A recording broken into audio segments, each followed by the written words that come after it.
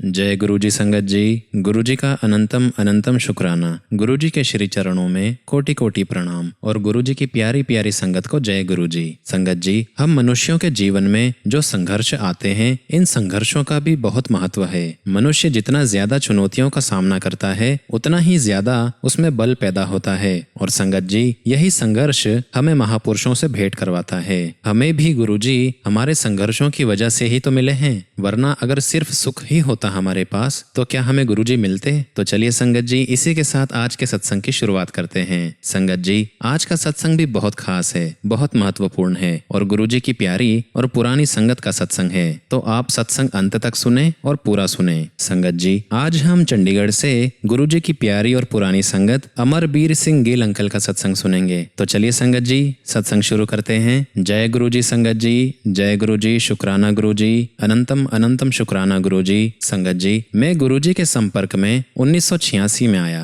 उनके भीतर शिव ज्योति का वास है। शिव की ही भांति गुरुजी मानवता के लिए प्रेम एवं करुणा का प्रतीक हैं। गुरुजी के समक्ष आस्था से आए हुए प्रत्येक व्यक्ति का कल्याण होता है। पूजनीय गुरुजी अपने अनुयायियों को परमात्मा का संदेश देते हैं। उनके अनुसार ईश्वर एक है। मनुष्य की जाति, रंग, भेद, धर्म आदि का कोई महत्व नहीं है। सब एक समान हैं। सब उसी एक देव परिवार के सदस्य हैं। वो मानवता से प्रेम और जरूरतमंद की सहायता करने का संदेश देते हैं। उनमें दिव्य शक्तियां हैं और वो सर्वज्ञाता हैं। उन्हें भूत, वर्तमान और भविष्य सब का ज्ञान है। उन्होंने ईश्वर सदृश चमत्कार किए हैं और मरणासन्न रोगियों को असाध्य रोगों से मुक्त किया है। संगत जी, मुझे अनेकों बार गुरुजी का सौभाग्य मिला है। 1987 में मेरी पत्नी को अंदरूनी सूजन हो गई थी। असाध्यता रोकने के लिए चिकित्सकों ने तुरंत शल्य क्रिया यानी कि सर्जरी का सुझाव दिया। हम सर्जरी की सफलता के लिए गुरुजी के पास पहुंचे और उन्हें रोग एवं डॉक्टरों के परामर्श के बारे में बताया।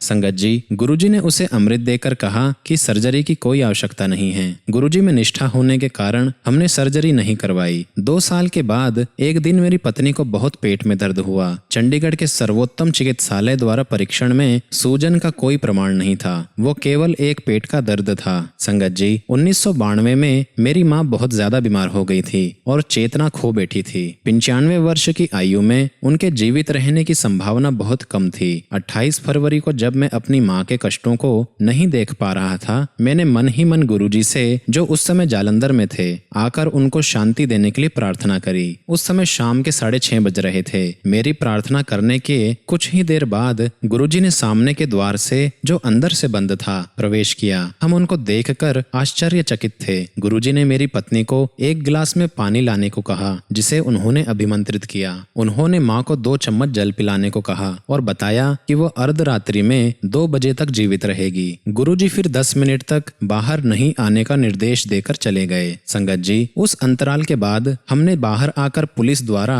नियुक्त पहरेदार से गुरुजी के बारे में पूछा तो उसने अनभिज्ञता व्यक्त करी। उसके अनुसार कोई भी अंदर नहीं गया था। मैंने तुरंत जालंधर फोन किया तो मुझे बताया गया कि वो तो उस समय जालंधर में सत्संग में बैठे हुए थे। उसके बाद हमने माँ को जल पिलाया और गुरुजी के कहे अनुसार रात को 2 बजे उन्हें मोक्ष प्राप्ति हुई। अतः गुरुजी एक ही समय में 2 स्थानों पर थे, जालंधर में सत्संग में और हमारे घर पर। संगत जी, मेरी बेटी भी गुरुजी की भक्त है। 1998 में गुरुजी चंडीगढ़ के सेक्टर 33 में रहते थे। जब मेरी बेटी गुरुजी से प्रार्थना करती थी, तब वो शिव दर्शन की कामना करती थी। एक दिन सुबह उठने पर अपने कक्ष में गुरुजी के सब चित्र शिव रूप में परिवर्तित हुए। ये देखकर वो चकित रह गई। गेस्ट रूम में प्रवेश करने पर उसने कालीन पर शिव को गुरुजी के चित्र के निकट बैठे हुए देखा। उस समय उसने हमें दर्शन होने के समाचार नहीं सुनाए। शाम को हम गुरुजी के दर्शन के लिए गए। गुरुजी के निकट जाने पर उसे गुरुजी की मुखाकृति के चारों ओर अद्वितीय प्रकाश दिखाई दिया और वो उसकी प्रबलता सहन नहीं कर पाई। ये देखकर मंत्र मुग्ध हो गई और जोर जोर से रोने लगी। उसने गुरुजी में शिव का अनुभव किया था। हमने गुरुजी से उसकी इस अवस्था का कारण पूछा। उन्होंने उत्तर दिया कि वो शिव दर्शन के लिए प्रार्थना करती रही थी, अतः उन्होंने उसकी मनोकामना पूर्ण करी थी। संगत जी, 28 अप्रैल 1998 को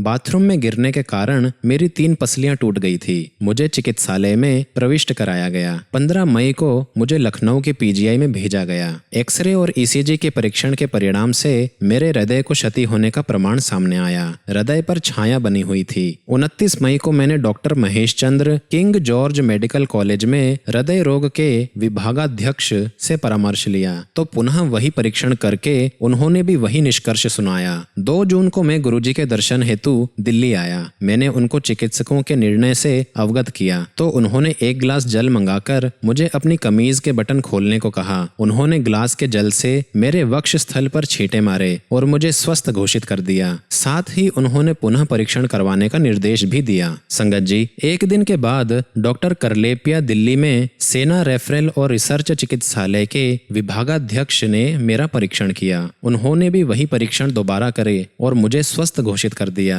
संगत जी, मेरा हृदय ठीक से कार्य कर रहा था और उस समय कोई छाया नहीं थी। पिछले परिणाम देखकर वो अचंभित हो गए और कहने लगे कि 29 मई और 3 जून की मध्यावधि में केवल किसी चमत्कार से ही ऐसा हो सकता है, अन्यथा हृदय की अवस्था में ऐसा सुधार असंभव है। लखनऊ लौटने पर मैंने वो परिणाम चिकित्सकों को दिखाए तो उनका भी वही निर्णय था। उन्होंने कहा कि चिकित्सा से ये परिवर्तन संभव नहीं है। उस समय में बिल्कुल स्वस्थ हूँ। ऐसी है मेरे गुरुजी की दिव्य शक्ति। संगत जी, चंडीगढ़ के सेक्टर 35 में अपने साले के साथ एक साझा भूखंड था। 1998 में उसकी आधारशिला रखने के लिए मैंने गुरुजी को आमंत्रित किया। उस स्थान पर आने के बाद गुरुजी आधारशिला नहीं रखना चाहते थे, पर मेरे आग्रह पर उन्होंने ऐसा कर दिया। गुरुजी ने फिर अचानक एक स्वर्ण मुद्रा प्रकट करी और मुझे दी और कहा कि यद्यपि मुझे इससे लाभ होगा, साले के साथ आपसी संबंध कटु हो जाएंगे। भवन निर्माण प्रारंभ होने के कुछ ही दिन बाद उसका काम रुक गया और 1 वर्ष बीतने पर ही पुनः आरंभ हो गया। संगत जी, भवन निर्माण पूर्ण होने पर हमारे संबंध बिगड़ गए और हमने आपस में बातचीत बंद कर दी। संगत जी, भवन के किराए से मुझे अपने हिस्से के 50,000 रुपए मिले, परंतु हमारे आपसी संबंधों में दरार होने के कारण उसे फिर किराए पर नहीं चढ़ा सके। गुरुजी के उस कथन की सत्यता 4 साल बाद सिद्ध हुई। अत्यंत कठिनाई से मैं अपना भाग बेच पाया, पर मुझे लाभ अवश्य हुआ। संगत जी, 1989 में मैं पटियाला में जनपद न्यायाधीश था। गुरुजी जालंधर से हमारे पास रहने के लिए आए। उनकी वापसी यात्रा के लिए मैंने अपनी निजी कार के साथ अपने वाहन चालक को भेज दिया। कार में पेट्रोल भरवाने के बाद मैंने उसे आकस्मिक स्थिति में पेट्रोल खरीदने के लिए 300 रुपए दिए। वापस आने पर वो मार्ग में हुए चमत्कार को बताने के लिए उत्सुक था। उसने बताया कि उसने उन पैसों से पेट्रोल खरीदकर कार में डाल दिया था। एक दिन जब गाड़ी में पेट्रोल नहीं था तो गुरुजी ने उसे कार चलाने को कहा। जब उसने बताया कि पेट्रोल नहीं है और उसके पास पैसे भी नहीं हैं, तो भी गुरुजी ने उसे गाड़ी चलाने को कहा। उसने आज्ञा का पालन किया और गाड़ी चलाई तो उसकी सुई पेट्रोल भरा हुआ दिखा रही थी। वो विश्वास नहीं कर पाया कि गाड़ी बिना पेट्रोल के चल रही है। अगले 5 दिन जब तक वो गुरुजी के साथ रहा और जब भी वो उसमें बैठते गाड़ी वैसे ही चलती रही। अंतिम दिन गुरुजी ने 100 के 3 नोट प्रकट करके उसे दिए और कहा कि ये पेट्रोल खरीदने के लिए दिए गए थे। वाहन चालक करम सिंह ये लिखने के समय पटियाला में जनपद न्यायाधीश के कार्यालय में सेवारत था। संगत जी, 1987 में मैं रोपड़ में सेवारत था। एक दिन समाचार पत्र में मैंने श्रीमती इंदिरा गांधी का चित्र देखा जिसमें उन्होंने रुद्राक्ष की माला पहनी हुई थी। मैं सोचने लगा, क्या गुरुजी मुझे प्रसाद में एक रुद्राक्ष दे सकते हैं? 2 महीने के बाद मैं गुरुजी के दर्शन के लिए जालंधर गया। वो संगत में थे। उन्होंने प्रश्न किया कि मुझे उनसे क्या चाहिए। मैंने उत्तर दिया कि मुझे केवल उनका आशीर्वाद पर्याप्त है। उन्होंने मुझे हाथ बढ़ाने को कहा और मेरे ऐसा करने पर उसमें एक रुद्राक्ष रख दिया। उन्होंने फिर प्रश्न किया कि क्या मुझे यही चाहिए था। उन्होंने 2 महीने पहले की मनोकामना पूर्ण कर दी थी। संगत जी, तब से वो रुद्राक्ष मेरे पास ही है। गुरुजी से अकथित कामना भी पूर्ण हो जाती है। संगत जी, 1999 में मेरे पुत्र को एक मोटरसाइकिल दुर्घटना में बहुत गहरी चोट आई थी। उसे चंडीगढ़ स्थित मेरे मकान के पहरेदार उठाकर घर लाए थे। मैं उस समय लखनऊ में था। वो चिकित्सालय नहीं गया। उसने केवल गुरुजी का चित्र अपने पास रखा और दूध में हल्दी और घी डालकर पी लिया था। अगले दिन सुबह उठने पर उसे पता चला कि उसकी चोट जो गंभीर थी, उसके कान से रक्त प्रवाह हुआ था। उसकी गर्दन और मुंह इतना सूज गए थे कि उसे पहचानना भी कठिन था। दुर्घटना रात को 11 बजे के आसपास हुई थी और उसे अगले दिन दोपहर के आसपास चिकित्सालय ले जाया गया। डॉक्टर चकित थे कि इतनी देर तक बिना उपचार के वो जीवित कैसे रहा। उसे तुरंत आकस्मिक कक्ष में ले गए और परीक्षण करने पर पता लगा कि उसके मस्तिष्क में रक्तस्राव था और सिर पर दरार आ गई थी। सौभाग्यवश अंदर की चोट का रक्त प्रवाह कान से हो रहा था। डॉक्टर तुरंत सर्जरी करवाने को कह रहे थे, पर उसने अगले दिन दोपहर तक हमारे लखनऊ से लौटने की प्रतीक्षा करी। मार्ग में मैंने गुरुजी से संपर्क स्थापित कर उनको दुर्घटना के बारे में बताया। उन्होंने अपने आशीर्वाद का आश्वासन दिया। इस अवधि में मेरे पुत्र की निकटता से देखरेख होती रही। गुरुजी की कृपा से उसे सर्जरी की आवश्यकता तो नहीं हुई, किंतु उसके मुख पर पक्षाघात हो गया। गुरुजी ने एक अभिमंत्रित लोटा भेजा और उसका जल उसको देने को कहा। उसको जल देते ही उसमें सुधार होने लगा। डॉक्टर का विस्मित करने के लिए उसका लकवा 2 दिन में ही ठीक हो गया। मेरे बेटे को हॉस्पिटल से घर भेज दिया गया और कुछ ही दिन में वो पूर्ण स्वस्थ हो गया। बाद में किए गए परीक्षण में उसके सिर पर कोई दरार या मस्तिष्क में कोई चोट दिखाई नहीं दी। मेरा बेटा उस समय से बिल्कुल स्वस्थ है। गुरुजी की उपचार शक्ति अद्वितीय है। उन्होंने मेरे पुत्र को शिव रूप में दर्शन देकर भी उसे आशीर्वाद दिया है। गुरुजी ने इस प्रकार के अनेकों चमत्कार किए हैं और जरूरतमंदों के लिए वो ऐसे चमत्कार करते रहते हैं। वो सबसे एक समान प्रेम करते हैं। उनकी करुणा अपार है। जिसको उनमें आस्था है वो अपना जीवन पवित्र कर सकता है। यदि हमें उनमें निष्ठा है तो वो हमें चिंता मुक्त कर देते हैं। गुरुजी को कोई लौकिक आवश्यकता नहीं है। नैवेद्य को अस्वीकार कर देते हैं। उन्हें कोई चाहत भी नहीं है। वो इस पृथ्वी पर हमारे दुख दूर करने आए हैं। आइए गुरुजी में विश्वास कर उनके आशीर्वाद को ग्रहण करते हैं। संगत जी, मैं अपनी वाणी को अब यहीं विराम देता हूँ। ओम नमः शिवाय। शिवजी सदा सहाय। ओम नमः शिवाय। गुरुजी सदा सहाय। जय गुरुजी। शुक्राना गुरुजी। संगत जी, अगला सत्संग हम अनीता वर्मा आंटी का सुनेंगे, जो कि नोएडा से हैं, जो कि गुरुजी की प्यारी और पुरानी संगत हैं। तो चलिए संगत जी, सत्संग शुरू करते हैं। जय गुरुजी संगत जी। जय गुरुजी। शुक्राना गुरुजी। अनंतम अनंतम शुक्राना गुरुजी। संगत जी, हम में से अधिकांश मोक्ष पर चलने की आकांक्षा रखते हैं। हम अपनी कल्पना से या इधर उधर से सुन पढ़कर आध्यात्मिकता के बारे में गलत विचारों का ताना बाना बुन लेते हैं। हमारे विचारों में आध्यात्मिकता का अर्थ हिमालय की किसी गुफा में रहना या फिर देश की लंबाई चौड़ाई नापना है। हम इससे अनभिज्ञ रहते हैं कि कोई भी आध्यात्म का मार्ग तो केवल गुरु के चरण कमलों में शीश झुकाकर ही पूर्ण हो सकता है। वही हमें इस संसार के मोह माया के जाल से निकालकर आध्यात्म के मार्ग पर अग्रसर कर सकते हैं। संगत जी, गुरु का अर्थ ही अंधकार को नष्ट करने वाला है। हम तो अज्ञान के अंधकार में भटक रहे हैं। केवल गुरु में ही इतनी शक्ति है कि वो हमें वहां से निकाले। गुरु परमात्मा है। उनकी उपस्थिति उन्नति के पथ पर अग्रसर कराने के लिए पर्याप्त है। उनके सहयोग से ही तो हम अपने आत्मा को प्रकाशमान कर सकते हैं। संगत जी, जीवन में उनके सहयोग से ही आध्यात्मिक ज्ञान संभव है। हमारे धर्म ग्रंथ गुरु चेले के उदाहरणों से भरपूर हैं। हमारे वो समस्त महापुरुष जिन्हें हमने भगवान सदृश माना है, उन सब ने मर्त्य रूप इस पृथ्वी पर अवतरित होकर गुरु से शिक्षा ग्रहण करी थी। कृष्ण संदीपन के चरणों में बैठे तो राम ने वशिष्ठ से उपदेश ग्रहण किया। यीशु ने जॉन से जॉर्डन नदी के तट पर दीक्षा ली और देवताओं के गुरु बृहस्पति को कौन नहीं जानता। हमारा सौभाग्य है कि हमारे गुरु की खोज में हमें गुरुजी का आशीर्वाद मिला है। वो दिव्यता के मानवीय प्रतिबिंब हैं। वो सर्वत्र सर्वज्ञ और सर्वशक्तिमान है। संगत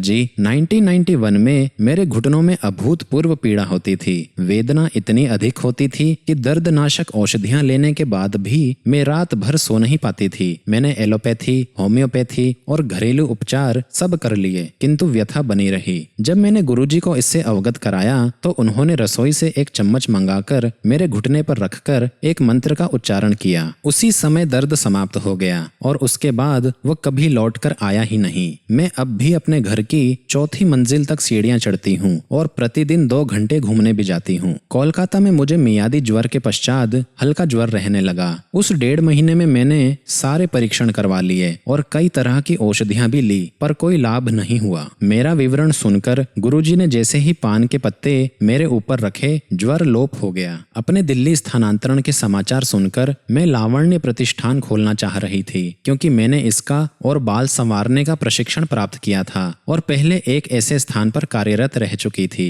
पर गुरुजी ने इसकी अनुमति नहीं दी। उन्होंने कहा कि इससे मुझे दमा हो जाएगा। कालांतर में मुझे वास्तव में दमा हो गया। एक दिन मेरी अवस्था इतनी गंभीर हो गई कि मैं अपने जीवन के लिए जूझ रही थी। मुझे सांस लेने में अत्यंत कठिनाई हो रही थी और मुझे प्रतीत हो रहा था कि ये मेरे जीवन का अंत है। मुझे अतिशीघ्र चिकित्सालय ले जाया गया। पूरे मार्ग में गुरुजी का चित्र अपने हृदय से लगाकर उनसे अपने जीवन रक्षा के लिए प्रार्थना करती रही। तत्काल मुझे प्राणवायु और कुछ इंजेक्शन दिए गए। बाद में चिकित्सक ने बताया कि 2 मिनट की देरी भी मेरे लिए घातक सिद्ध हो सकती थी। बाद में जब मैं गुरुजी के पास गई तो मेरे बोलने से पहले ही उन्होंने कहा कि उन्होंने मुझे दलदल से निकाला है। ये सत्य वचन थे। बाद में जब मैंने उन्हें श्वास यंत्र और प्रबल औषधियों शब्दियों से मुक्त कराने की बात बार बार करी तो उन्होंने डांट कर कहा कि उन्हें स्मरण न कराया जाए, उन्हें मेरी समस्या के बारे में ज्ञान है। 1 महीना व्यतीत होने पर मुझे अचानक आभास हुआ कि मुझे दमा नहीं था। इसका अर्थ ये था संगत जी कि मुझे श्वास यंत्र की आवश्यकता नहीं थी। यात्रा पर जाते हुए सुरक्षा के लिए मैं अब भी श्वास यंत्र खरीद कर ले जाती हूँ और घर वापस आने पर उसी नवीन अवस्था में उसे दुकान पर वापस कर देती हूँ। दमा अब पूर्णतः समाप्त हो चुका है। संगत जी, एक बार सत्संग में गुरुजी ने एक भक्त के सिर पर अपना हाथ रख दिया तो वहां से गुलाब के पुष्प झड़ने लगे। गुरुजी ने वही एक महिला के सिर पर किया तो वहां पर भी यही हुआ। उस महिला ने अपने दुपट्टे में वो गुलाब एकत्रित कर लिए। वो अति सुंदर चमत्कार था। मेरे जन्म दिवस पर गुरुजी ने पूरी संगत के सामने मुझे अपने दोनों हाथ आगे करने को कहा। अचानक मेरे हाथों में ऊपर से एक साड़ी आकर गिर गई। गुरुजी ने कहा कि उसे मैं स्वच्छ स्थान पर रखूं और कभी ना पहनूं। उस साड़ी में से आज तक 10 वर्ष के पश्चात भी गुरुजी की वही विशिष्ट सुगंध आती है। गुरुजी ने कुछ वर्ष पूर्व कहा था कि मेरी बेटी का विवाह एक अति शालीन व्यक्ति से होगा। मेरे बिना किसी प्रयत्न के मेरी बेटी का विवाह ऐसे घर में हुआ है और गुरुजी की कृपा से वो आज 2 बच्चों की माँ है। संगत जी, गुरुजी प्रसाद वितरण कर सबको आशीष देते हैं। मैंने कई बार उनको स्वयं अपनी थाली में से किसी बर्तन में से नहीं, शुद्ध घी का प्रसाद प्रकट कर वितरित करते हुए देखा है। एक बार इसी प्रकार एक भक्त को उन्होंने कड़ा प्रसाद दिया था। कई बार उन्होंने इसी भांति खाली हाथों में से अपनी सुगंध से भरे लड्डू निकाल कर वितरित किए हैं। संगत जी, सबको मेरा परामर्श यही है, अनेक कम गहरे कुएं मत खोदिए। इनका जल या तो खारा होगा या ये जल्दी सूख जाएंगे। एक गहरा कुआं खोदिए जिसका जल आप जीवन भर ग्रहण कर सकें। आध्यात्मिक ज्ञान एक गुरु से प्राप्त करने का प्रयास कीजिए। उस ज्ञान के गूढ़ अर्थों को समझिए। कुछ वर्षों तक उनके चरणों में बैठिए। यहाँ वहाँ घूमकर उत्सुकतावश कई लोगों के मध्य बैठकर आप थोड़े ही समय में अपनी आस्था खो सकते हैं। केवल एक ही गुरु के वचनों का पालन कीजिए। अनेकों के पास जाने से आप हैरान हो जाएंगे। आप किम कर्तव्य विमूढ़ हो सकते हैं। स्मरणीय है कि एक चिकित्सक से आपको निर्धारित औषधि मिलती है, 2 से परामर्श और 3 से दाह संस्कार की विधि। संगत जी, एक गुरु आपको हनुमान जप करने को कहेंगे, दूसरे कहेंगे कि राम नाम जपो। यदि तीसरे के पास गए तो वह प्रतिदिन पूजा करने का परामर्श देंगे। आप इन्हीं बातों में उलझकर रह जाएंगे। एक गुरु के चरणों में बैठकर उनके निर्देशों का पालन कीजिए। सबको सुनिए पर अनुसरण एक का ही कीजिए। सबको आदर दीजिए पर आस्था एक में ही उचित है। उससे ज्ञान संग्रहित कीजिए और उनके कहे आचरण का ही पालन कीजिए। संगत जी, इसी प्रकार आप शीघ्र ही आध्यात्मिकता के कठिन मार्ग पर अग्रसर हो सकेंगे। संगत जी, मैं अब अपनी वाणी को यहीं विराम देती हूँ। ओम नमः शिवाय। शिवजी सदा सहाय। ओम नमः शिवाय। गुरुजी सदा सहाय। जय गुरुजी। शुक्राना गुरुजी।